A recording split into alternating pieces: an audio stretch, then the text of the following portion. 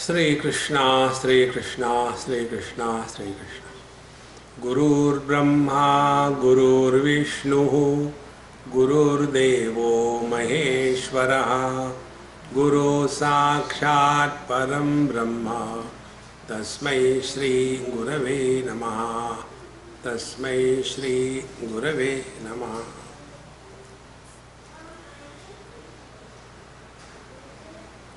For everything there is some purpose behind, what we call as the moral of the story. See? Let us understand one story and then the moral of the story. This is a mythological story that you all have heard from Mahabharata. There was one lady called as Savitri, and her husband was, it is Satyavan, and she was greatly devoted to husband, a rare thing, but she was extremely devoted to her husband. And when he died, she fought with the Lord Death and got him back. That is the power of devotion, dedication to the husband. Pativrata, that is the word used. Now this is the story. Now what is the moral of the story? See? Unless we have the ability to understand the moral of the story, we get lost in non-essentials in life. So, when this story we hear, then the question comes, what is the moral of the story? We are told traditionally that you should be dedicated and devoted to the husband, you should be sincere, blah blah blah blah. That is the moral of the story. But if you ask me, what is the moral of the story? My interpretation are totally different. My interpretation is, you may be saved from the death, but you cannot be spared from the wife. Moral of the story.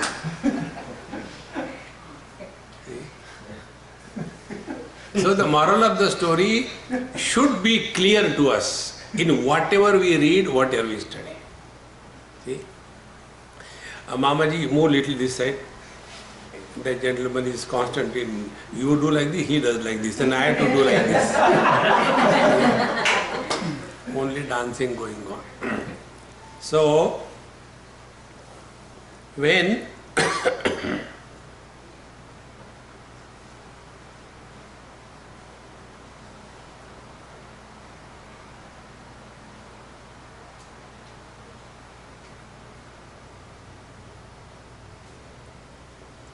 we are learning from the scriptures, from the various stories, we will be able to learn a correct message if we have this ability to learn the moral of the story. Like, many people ask us, Swamiji, have you seen God? A common question. So, I reply according to the moment. I don't prepare any reply.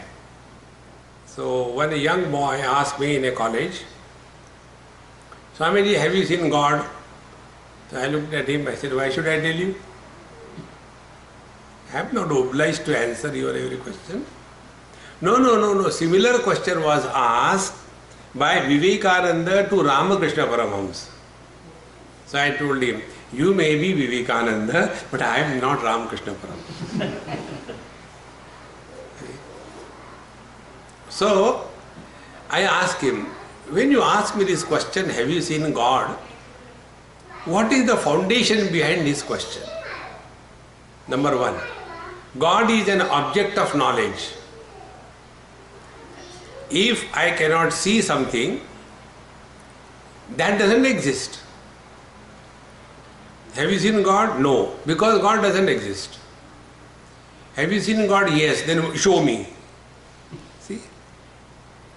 So, the basic error is, we want to see God as an object of knowledge.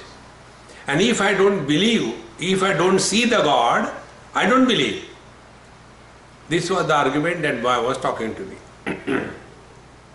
I told him, okay, now I'll hit the last nail on your head. Then I told him, I said, somebody told you or somebody tells us, this lady is your mother. Have we seen where from we are dropped in this world? We are not seeing.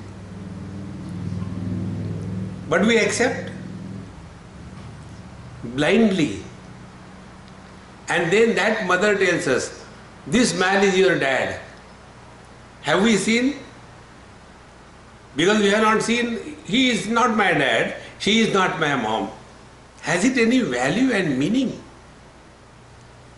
Because the moral of the story is not clear. See?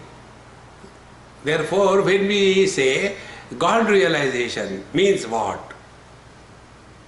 See? Has anybody ever realized God? And if they have realized God, why don't they help everybody see God? See, friend, if God is there, why He is allowing so much of terrorism to happen?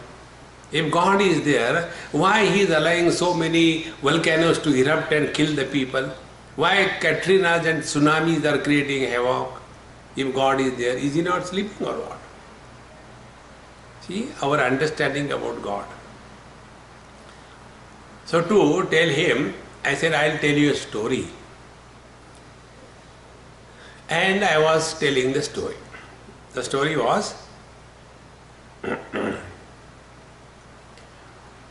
there was a well, and in that well there was one frog. And in that well, a fish from the sea came to visit him. And when the fish jumped into the well, the frog saw, hey, some newcomer. So went and asked, hey, how are you? He said, I'm fine. Where from you are? Oh, I am from ocean. What is ocean? Frog in the well is asking the question. So the reply was, oh, ocean is a collection of waters. How much water? And the frog showed with his small little 2 fingers this much. So the fish doesn't have head, only tail. So he wagged it. No. Then the frog increased his size from the palm. This much? The fish said no. Then he started getting angry. He took his both hands and with 2 hands. This much? The fish said no. Then he took a leap from one point to other point of waters. This much? No. Finally he got very angry and he jumped diagonally from the wall to wall. This much? Fish said, no, Baba, no. How much? He asked. So both of them went to the sea.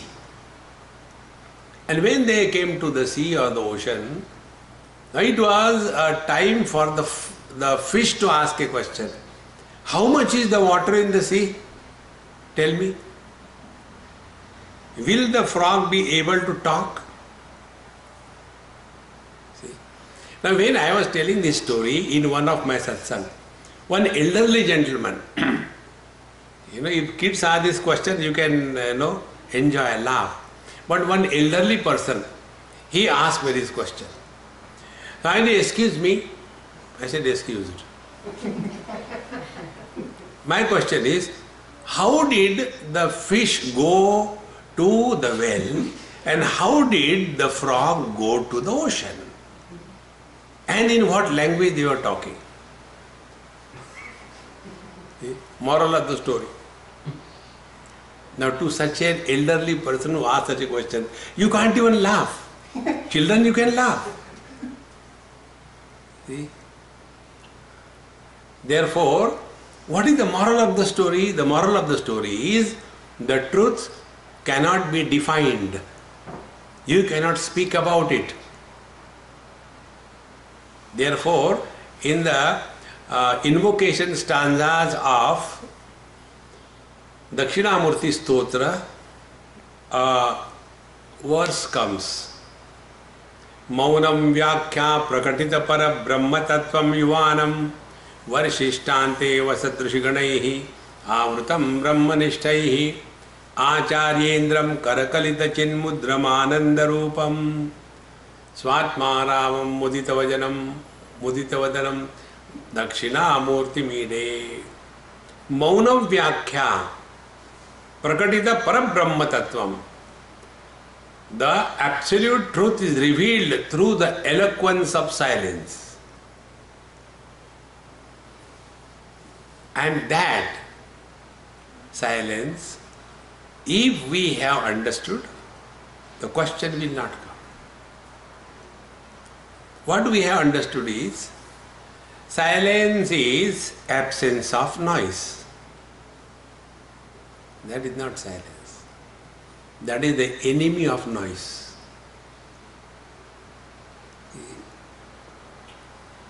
That which is supporting the sound and that which is supporting the absence of the sound is beyond both the presence and absence of the sound. That is the real silence. The silence is not opposed to anything. This light that we see, this light is opposed to darkness. See, the silence that we understand is opposed to the sounds. We are not opposed to anything. The reality is not opposed to anything. See, if we have to understand silence, silence is somewhat like the space. Today these boys took me to space. 4 of them carried me from here. And thank God I did not justify them taking me there. They may be disappointed, but I came back. When 4 people go together, one person asked me this question, Swamiji, why Indians don't get united? I said, who told you? Indians get united when 4 of them are walking in the same direction, when they have something on their shoulder, a common denominator. They go together. So they 4 of them together took me and brought me back. And then I asked a question in general, what is this NASA? In Sanskrit, NASA means nose. A nose poking agency. Everywhere we poke our nose. What others should do, that we tell. Okay? Therefore NASA. Second meaning of the word NASA means destruction. Tera satyanas ho jai. In that NASA, it is a National Aerospace Agency. Now, national we understand, nation. Then aeronautics or aeroplane or air we understand, we experience. But when you talk about space, we never talk about space, although we say Space Research Organization. In Delhi, once I was taken to this Indian Defense ISRO, something like Space Research Organization. ISRO. So after they showed me everything, he said, Swamiji, see here, now I talk to you on phone, but we are not connected. What I talk, it will go to the space and from the satellite it will come back to you. After he explained me everything, Then standard question of a military person. Any doubt? I said, I got only one doubt, sir. What is the name of your organization? So he felt so dumb. What is this? I thought he will ask some intelligent question. I said, no, a simple thing. What is the name of organization? It is ISRO, Indian National Research Organization. It's a space research organization. I said, okay. When you say potato research organization, you have to define potato, is it not? Will you take a mango for doing research in a potato research institution? You have to define what is a potato. It's not a fruit, it's not a leaf, it's not a trunk, it's not a root, it's a tuber. You have to define. Then only you can conduct research on that particular object. In the same manner, when you talk about space research organization, please define space. What you were talking was only the things hanging in the space. See, today we went and saw everything. XX space, everything was shown. And we call it Space Research Organization. So what is the space? Space is not opposed to any form. Space alone supports every form, is it not? If there is no space, no form can be formed. Therefore, space is that which is not opposed to any form. In the same manner, that which is not opposed to anything is the truth. So the sound is heard by the ears, but we do experience the silence also. Silence cannot be heard by the ears, yet we experience. So there is one factor which is present both in the presence as well as the absence of the sounds, and therefore it is beyond presence and absence. So when we ask this question, have you seen God? The error is we want to experience and understand the God through the known means of knowledge.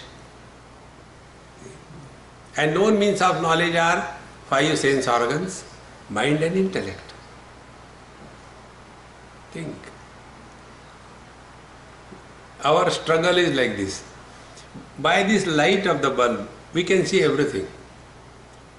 Can we see in the same light how the electricity looks like?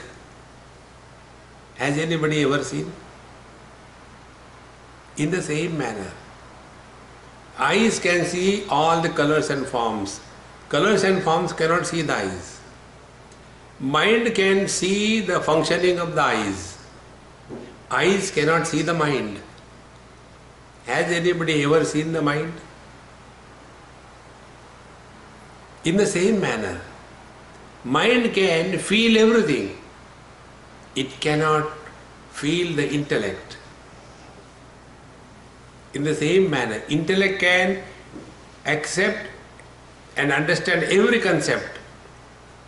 Distance is a concept. Shape is a concept. Time is a concept. These are only in the purview of the intellect. But that which is illuminating the intellect, intellect cannot see that, cannot conceive it. But we are so caught up in our old ways of knowledge. Therefore, intellectuals are extremely miserable intelligently. And they struggle on the path of spiritual evolution. Because everything they want to conceive. I was in Pittsburgh after my lecture in a university. We were sitting and the professor of philosophy was there. Somebody, I don't know the name, many years before.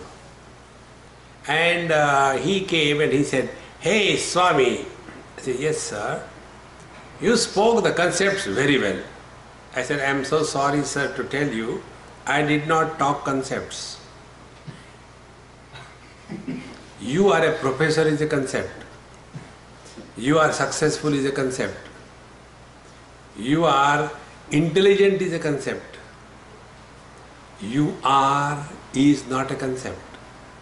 It's a reality. See, friends, this barrier of our known means of knowledge is the one because of which we are not able to understand the moral of the story. See? So this story that was told, that when the fish went to the well and spoke and all that, the moral of the story is that which is beyond the scope of the sense organs, the mind, the intellect. How can you comprehend that? Through the same means of knowledge you cannot. Now if this is clear to us, then our spiritual practice will be different. Okay? Our spirituality is more of religion and not of spirituality. Once I was speaking in a university in India, the topmost university, BITS Pilani, and the Vice Chancellor was very well read and very good friend of mine. So he told me, Swami, speak something to us on religion, philosophy, spirituality. So I had 3 talks. That book is also published. Yesterday only I sent it for final OK to the publisher. Very small book, about 70 pages, 60 pages. So the conclusion of that 3 days talk came, in religion there is no God, in philosophy there is no wisdom. Where God and wisdom coexist is spirituality. Because what is wisdom? Delayed, not wisdom. What is philosophy? Delayed wisdom is philosophy. Every married person tells the unmarried one, come on, don't get married, there is nothing left in marriage. This they tell late, which is too early for the next life. Delayed wisdom. See, friends. Therefore, spiritual life is nothing to do with your religion, nothing to do with your philosophy. It is a straightforward understanding your every experience of life. When we start learning from our experience of life, then we grow wise. If we do not learn from the experiences of our life, we grow old and otherwise. And those who are old and otherwise, they have only the past. They don't have the present. If you have to deal with an elderly person, so the best way to keep him busy is to ask him or her about their childhood, about their days, and don't listen. They'll keep on talking.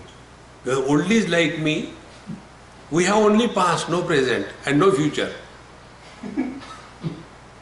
What is the future for me? Nothing. Just waiting till that day comes. No purpose, no nothing. All that has to be done is done. Youngsters have got all the future. They have got something, the purpose to live for. But we are all the time going in the past. Why? Because we have not learned from our past. In Mundakopanishad, one mantra comes. Parikshalokan karmachitan brahmanaha nirvedamayat nasti akritaha akritena tadvijnanatham gurumeva vigached samit panihi shrotriyam brahmanishtham. Pariksha lokan, loka means experience. If you, pariksha means examine, re-evaluate. If you re-evaluate your past experiences, nirvedamaya, you are bound to have dispassion as a natural phenomena of maturity and growth on a spiritual path. See? Like a fruit, mango fruit. When the fruit grows, or rather tree grows, have mangoes, and when the mango becomes ripe, that mango will be naturally detached from the tree. No effort is required. Natural detachment. In the same manner, if we have lived our life, see, proper understanding, then we will come to know that what we have done till date is only one thing: try to fulfill our desires. Right from childhood, what we have done? Balastavat krida saktaha. When we are kids, busy in playing. And today's children, their game is take the digital game, sit in the back seat, mom and dad, they are discussing, means fighting, and then the child is playing from the mall to the home, and by the time he comes home, he is bored of that game. Then he wants a second game. He plays for a day, he is bored of that. And thus our whole life is fulfill one desire after another. And there is never even one thought, hey man, what I am doing? Only fulfilling the desires. But have I ever looked into, did I ever discover fulfillment in life? Our equation is fulfillment of desires is equal to fulfillment in life is the wrong equation. Fulfillment of desires is not equal to fulfillment in life. And not knowing this principle, we keep on leading our life mechanically. See, friends. Therefore, when we are leading our life spiritually, it means intelligently, not intellectually. Intellectuals are always supporting. One youngster asked me this question after my talk on Bhagavad Gita, 2nd chapter. He said, Swamiji, you people talk because of this only our country is not progressing. I said, who listens to us because of which the country is not progressing? As if the whole country is listening to us or what? No, it is said in Gita, you said just now, that you do your duty, don't expect anything in return, no desires. Who will work without desires? Unless you have a desire, you will not put efforts. I want to have a big house, this desire. Therefore, I will work hard, earn money above the table, below the table. And then I will have my desire fulfilled. And you say, don't desire and all that. We don't accept it. I said, okay, let us analyze. All our spiritual life is analyze your experience and learn in the light of the wisdom. See. I said, you and me have lived our life fulfilling our desires. And we know the result. And how many desires we have fulfilled from childhood? One, hundreds and thousands and millions desires. But have we discovered fulfillment? This is one data. Now the second data. Take the lives of all the great masters who lived in this world. They have not lived for the fulfillment of their desires. And if you take the output of their work, it is so much. Like if you take the published work of Vivekananda, it is so much in volume, then even reading once will take your lifetime. So much. See? And what desire he had? No desire. And how long he worked? 140 years. Hardly. By the age he was 40, he was gone, and his productive period was not even more than 10-15 years. And see the output of the work. So our equation that desire is a source of bringing out success and fulfillment in life is wrong. Then what made him work? He was not working under the burden of desires, but he was working under the influence of inspiration. Inspired performance outwits our own earlier achievements. And that is what is real life. Otherwise why our life becomes boredom as we grow? Because there is no inspiration. We are living only because we are not able to die. That's it. Those of you know the Hindi cinema songs, गम उठाने के लिए मैं तो जिए जाता हूँ, tomorrow. But they don't die also. Tragedy is that. Now why we lose charm in life is only because our life is mechanical. See friends, this principle of leading spiritual life I learned from one worker in a factory. This factory is in Goa, in India, and they manufacture files, steel files, flat files and triangular files and all that. And they are a huge factory. They produce on an average in a week's time or even less than that, big container loads of steel files. You can imagine how much quantity it is. And they supply throughout the world. Huge factory. So when they took me inside that big, hall or building, I said, can I talk to some of the workers? Yes, Swami, please talk. So I stood before one and he did Namaskar, Chamatkar. And then I said, if I talk to you, will your work suffer? He said, no, it will not suffer. But it will hurt you? I said, no. He said, it will not hurt you. Then I asked him, since how many years you are working here? He said, I am working here for last 20 years. Same job.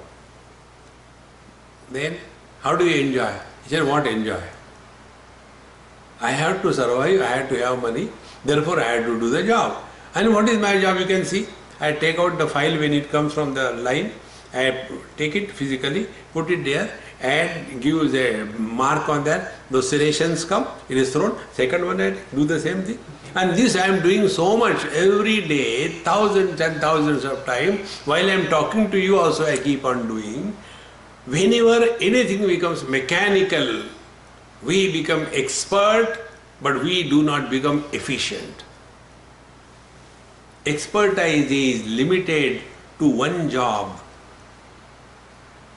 Efficiency is a generalized phenomena. See friends, like you take,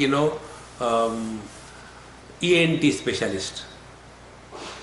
You know who is a specialist? Who knows more and more about less and less. Who is the most special person? He who knows everything about nothing. Specialist. Therefore, ENT specialist. I went to that for my ear, ENT specialist. You know ENT means what? He who catches your ear and asks you to pay through nose. If you don't, he cuts your throat. ENT. So I said, Daksha, I got some pain in my ear. Yes, which ear? I said, right ear. I am sorry, I am expert in the left ear. Specialist. So expertise is limited in a particular job. Efficiency is a generalized phenomena. See friends. And that efficiency comes when you are functioning under inspired mode. See, friends. And those who are thus efficient in life, they are inspired. And when they are inspired, they are a source of motivation for others. See? If we are inspired, then we can motivate others. If we are, like Britishers, I don't know what obsession they have.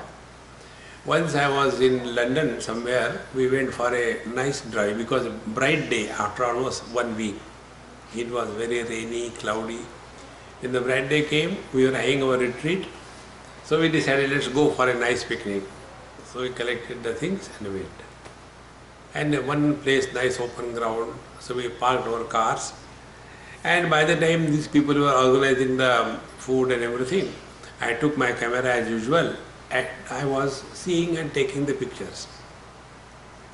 There was one elderly British person with only the this Bermuda type of pant and nothing above, and with the beer bottle and sitting.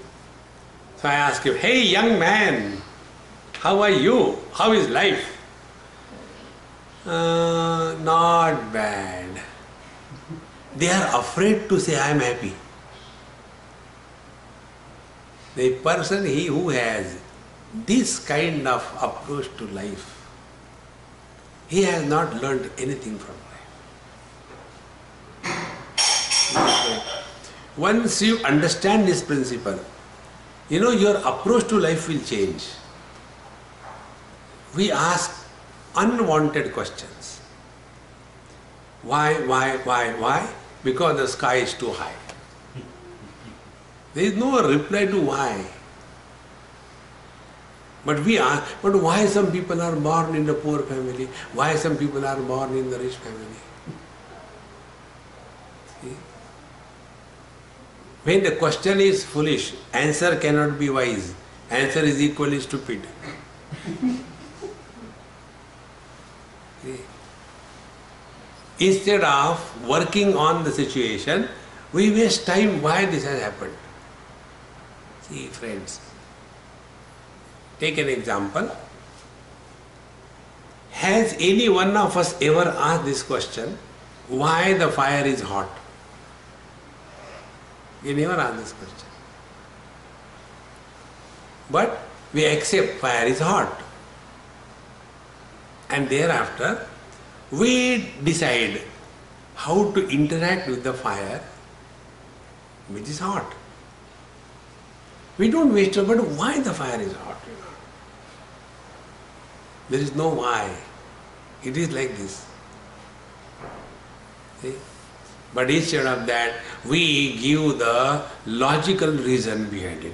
Because, see, one husband asked me this question. Swamiji, of all the people, why I have to get such a terrible wife? Husband has got only one question about a wife. I said, look here, I'll tell you, but that should help you in growing. Yes. I said, in the last life, you have tortured her. Therefore, in this life, she has come to take badla, full revenge. Not only that, she is observing Karwa Chauth. So, you are booked for next 7 lives. So, the only option for you is behave properly with her. Now, see the result, moral of the story. The moral of the story is, don't blame others for your miseries in life. This is what we do. See? The blame game is non-stop going on. See, friends, one of the most important principles of spiritual life, stop blaming anybody in your life for the problems of your life. It is for this purpose we are told that in the last life you have done such and such, therefore in this life you are suffering.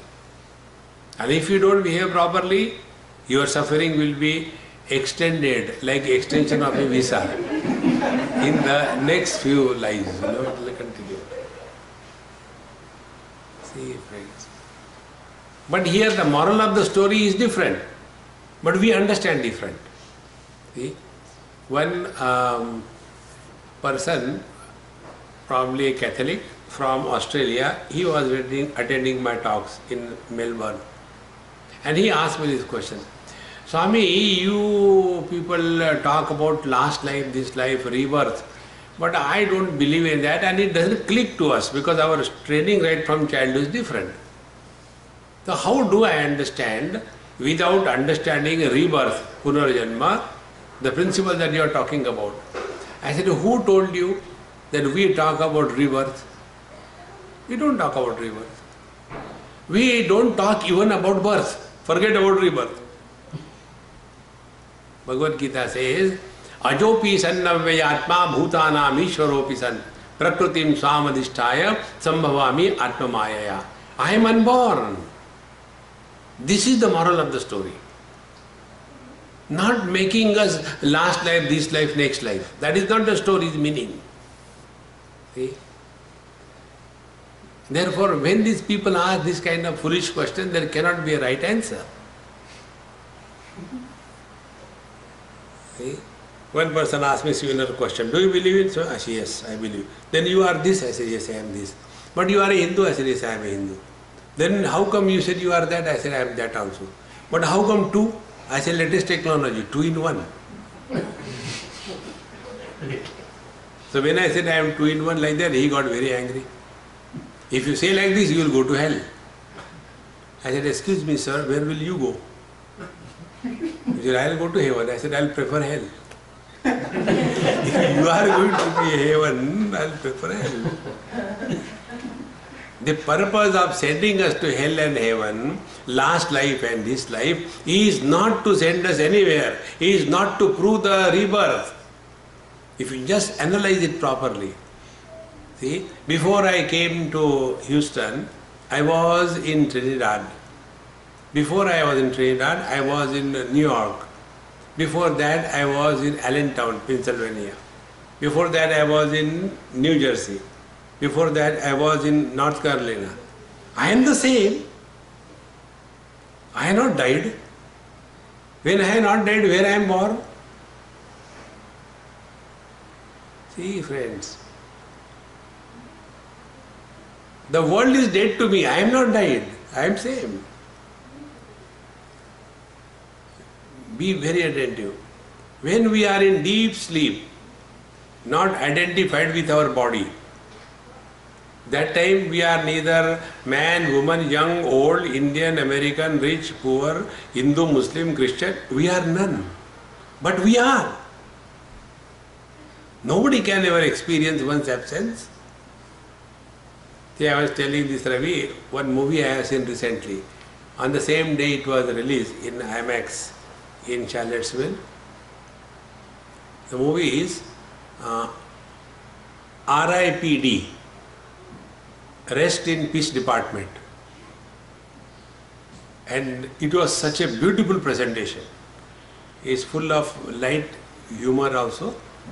But the one point particularly, it was so best presented. So I asked my friend who went with me, I said, you tell me what is the best thing that you like in addition to the photography and effects and all that. So he has told something. Then he said, what did you like? I said, I like that particular point. 2 persons die. First, that man, he is a police officer. By his own colleague shoots him and he dies. And at the end of the movie, his wife also dies. Now these 2 scenes, just so beautifully presented. When she dies, the whole world which was dynamically blast has taken place, the car was blown away, the soldiers were falling down, everything like a statue, you know that game, statue? So like that, everything was standstill, like a still photography. And only that lady who died, she was moving and talking. See, we don't die. The world is dead to us. Think. Once you recognize this principle, that the purpose of telling last life, this life, next life, is to bring to our notice that we are unbroken, continuous existence, which has never been absent. See, friends, then where is the question of going to hell and heaven? Bhagavad Gita, 2nd chapter, Bhagavan Krishna very clearly brings out this point. Dehinosmin yatha dehe kaumaram yauvanam jara tatha dehantara praptihi dhirastatra namuyyati. Like first of all, the child body was a child's body. Then it became little grown up. Then it became the teenage body. Then it became middle-aged body. Then it became not so old body. Then it became old body. So in and through all the changes of the body, the principle is common. Do we have the experience of our birth? No. Do we have the experience of our growth? No. For the first time, when a young girl is addressed by a child, "Auntie, what is the time please?" That is the first shock in life. Don't call me auntie. Because nobody experiences that I am growing. The second shock comes when we are addressed. "Dadaji, what will you take?" "Oh God, don't call me Dadaji, call me uncle." See, friends, the reason is we do not experience our birth, our growth and our death, and therefore our absence. And yet we are afraid of what? See, friends, therefore the moral of the story is not sending us to hell and heaven, not frightening us. And if we do not trust our own experience, if we do not learn from our own experience, if we do not apply that learning of our experiences in our own life, can we call ourselves to be intelligent people? Think, friends. Now, if this principle has to be understood, one example I'll give you about this. I was in Varanasi in India, staying on the Ganges bank, a beautiful house, and one elderly person, he asked me one day one question. "Swamiji, in your talk you are very much emphasizing not to talk about the past. But unless we tell our children about our childhood, our past, how they will know?" I said, "Okay, tell." No, I want to know." I said, "If you want to know, then there are two conditions. No discussion, no argument. I don't like these two things." So, okay, tell. I said, "First of all, you and me are old. We have only past, no future. We want to tell our children about our childhood. But are they interested? And we are outdated for today's world. I tell you, if today we have to go and study in the school and college, we will fail." See, friends, in today's world, today's children are the fittest one, not we. We are outdated.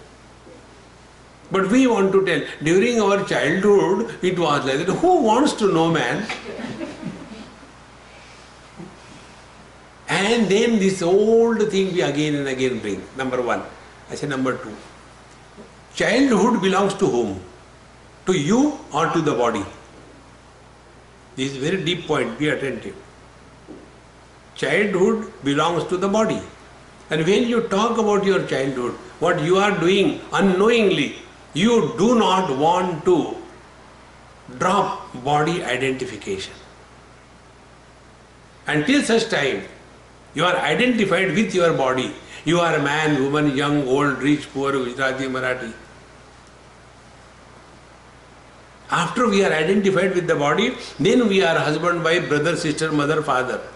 And who is miserable in life? Mother, father, brother, sister, husband, wife, they are miserable. Man and woman are not miserable. Come to discover this. Therefore, when we keep on talking about our past, we are obsessed with our body identification. Drop this body identification.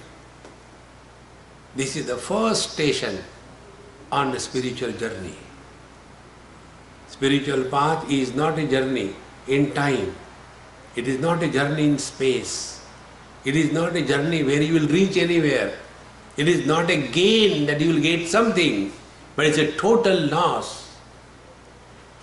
Unless we are available to this bargain, and this we all do. When we go to sleep, what exactly sleep is? We lose everything, is it not? In the deep sleep, we are neither mother, father, brother, sister, husband, wife, nor rich nor poor. And unless we lose everything, sleep doesn't begin. And how much we are disturbed if we are not able to sleep? And what is the disturbance? The disturbance is the burden of these non-essentials that we are carrying in our life. See, friends. Therefore, the moral of the story is, first, be responsible for your life. Don't blame anyone in this world for your miseries. And when we remain responsible for our life, then alone we will become self-oriented. Now we are selfish. And when we are selfish, we stink. Don't selfish. Let the self be the Isha. Discover yourself. Therefore, all the principles which are told in the scriptures, they are aimed at this one point. There are basically 4 principles which are spoken of. One principle is the theory of creation. The Lord said, let there be oceans, and the oceans were formed. Let there be stars and moons, they were formed. So the theory of creation is not to prove creation, but to bring to our cognition the reality. The theory of karma, the theory of rebirth, the theory of sending us to the hell and the heaven is not to prove that, but to bring to our cognition our divine self that we are. The theory of devotion is not to go and stand before the Lord and ask Him to sign an MOU. You know the memorandum of understanding? O Lord, you have got infinite powers, but no desires. Lord says, yes, I know that. O Lord, I have got infinite desires, but no power. I know that. Then let us sign an MOU, memorandum of understanding. O Lord, your infinite powers and my infinite desires. Investment. So let all my desires be fulfilled. Amen. Our prayer is a bargain. Friends, life is the means and recognizing the divine is the goal. But instead of that, God we make as the means and the worldly achievements we make as the goal. See, we get lost only in the means. Once in Calcutta, the football match was going. Indian football match, not here. Here the football is played by hands. So, the two teams, a ball in between, and one sheikh from Saudi came. He was seeing, oh, poor Indians, they are all fighting for one ball. He went to the market. He purchased 22 footballs and came inside the ground. He said, "Stop, everybody!" He will stop. Take one ball each. Play. Don't fight. See? And when we use that football, be attentive. When we use the football, we are kicking and fighting with the football. Once the goal is made, nobody bothers where the football has gone, is it not? Exactly the same way. Once you know the truth, it doesn't matter.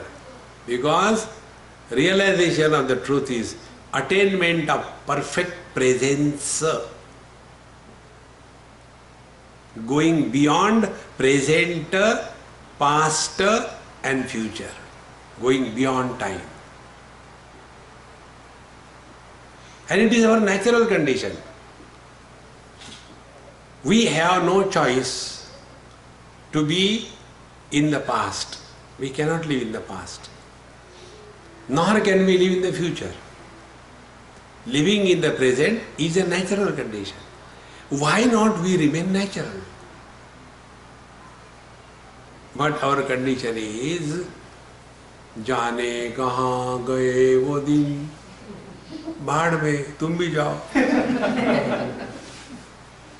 All the time living in the past or all the time worried about the future. I don't know what is going to happen. If you don't know, relax. If you know, be prepared. There is no place for worries. But what happens is we are constantly either flushing back the past, not flashback, or we are worried about the future and try to solve the non-existing problems. See, friends, and thus we are torn by ourselves. We are all miserable, never because of others, as much we are miserable because of ourselves. See, in the old age, the biggest problem every old man goes through is he has to live 24/7 hours a day. Oh God, what should I do now? Kids are not bored, they are not depressed, because they don't have time. What they do is not a problem, they have no time. And we oldies, all the time, अब क्या करूं? खाने को क्या है? Only one question from morning till evening. While taking a cup of tea, breakfast को क्या बनाएंगे? What is there for breakfast? While eating breakfast, what is there for lunch? While eating lunch, what is for evening tea? Pakode or samosa? While eating that, what is there for dinner? And while taking dinner, सुबह के लिए क्या भिगो के रखूं? अरे Ram! Is there any other theme in life or only to eat and nothing else? See, friends, it is extremely necessary for all of us to understand. Keep yourself 24/7 busy. Don't keep free. See, in this Pushti Marga, this is one of the best things that they do. Elderly ladies have nothing to do, so they become the vigilance officers in the houses. Who has come, who has gone. Why he is standing near the window these days? Let him stand, why you worry? No, there must be something, And inquiry is set in. See? So what they do in this Pushti Marg, these old ladies, they will go to the temple and they will have a lot of flowers. And they will start making the garland for every god.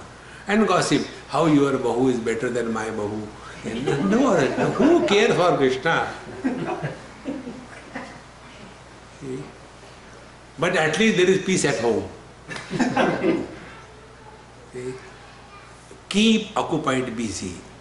It is for this purpose many vratas are told. The fast and niyam that we take. That I will read the whole of Bhagavat during the Chaturmas. So, when you take a vow that you have to complete the Bhagavad, naturally you are busy.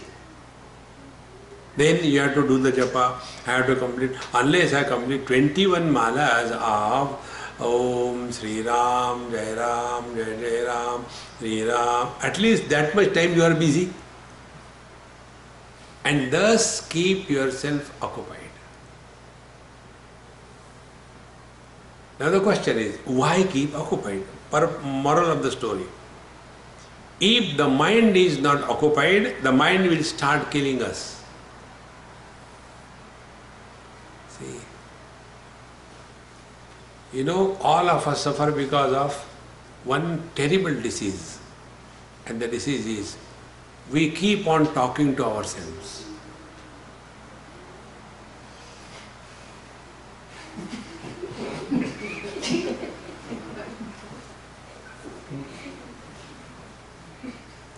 So when we keep on talking to ourselves, we call ourselves as sentimental. When we keep on talking to ourselves, but others also hear, then we are called as mental. So sentimental has become mental. Now give this a try as a spiritual practice. Stop talking to yourself right now for next 1 minute.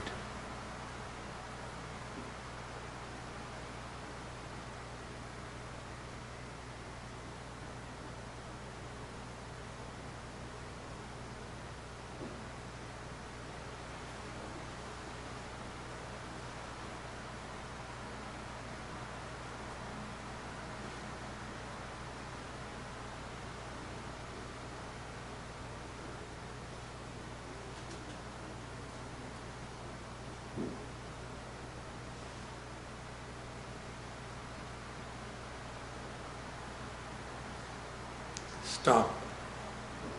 Open your eyes and see.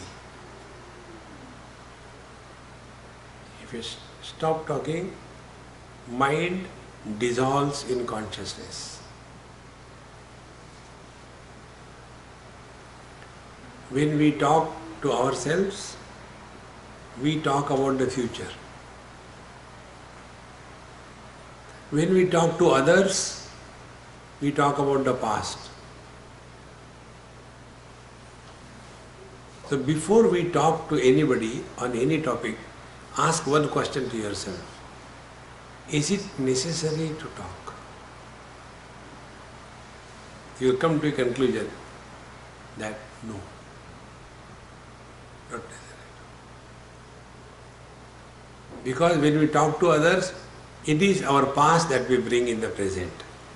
When we talk to ourselves, it is in the future where we run. The net result is, we are not in the present. Mind dies or dissolves when the mind comes in the utter present. Mind cannot survive. And who wants one's death? Nobody. Mind also doesn't want to die. And therefore, it either takes us in the violence of the memory in the past or takes us in the imaginary problems of the future. This is the only way the mind can survive. We are unable to understand this. Nobody is interested in our past. Everybody is concerned about their future. Get this point across. Automatically you will start remaining at peace with yourself.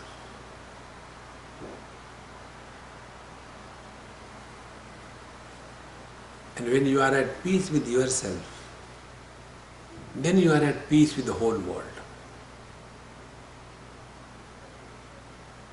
And that is called as living in God. See? God is at peace with everyone. As much a saint is supported by the God, so much a criminal is also supported by the same God. As much health is supported by the God, disease is also supported by the God. See, have we ever read any report? The incidence of cancer in the Catholic graveyard? No. Dead bodies doesn't have cancer. So life alone supports both health and disease. And therefore, life is beyond health and disease. This principle come to discover.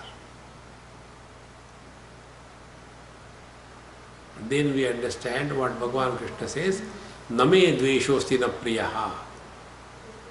None I hate, none I love. Because hatred and love, they are opposed to each other. Either you love or you hate. This abidance in our essential nature is easier than leading our life which is not normal. See. Therefore, all the spiritual life is bringing to our cognition this simple reality. So, anything that we study or hear, always try to work on what is the moral of the story. So the moral of the story of creation is to bring to our cognition our own self. Moral of the story of the law of karma, hell, heaven, death, birth is to bring to our cognition our essential nature. Moral of the story of the devotion is discard your desires and merge in Him. Moral of the story of the knowledge is to recognize that you are the absolute reality supporting the illusions of plurality. And after having reached the summit, we come to know it doesn't matter what path you have followed. What matters is you have reached the summit or not. If you look at a tripod, at the base, so much of distance. But as you proceed toward the center, the distances disappear. And it matters not what path you have followed. What matters is whether you have reached the destination or not. That is important. He whose attention is on this ultimate goal, he is walking the spiritual path. Om Purnamadaha Purnamidam Purnaat Purnamudachyate Purnasya Purnamadaya Purnamevavashishyate. Om Shanti Shanti Shanti. Hari Om. Sri Gurubhyo Namaha. Hari Om.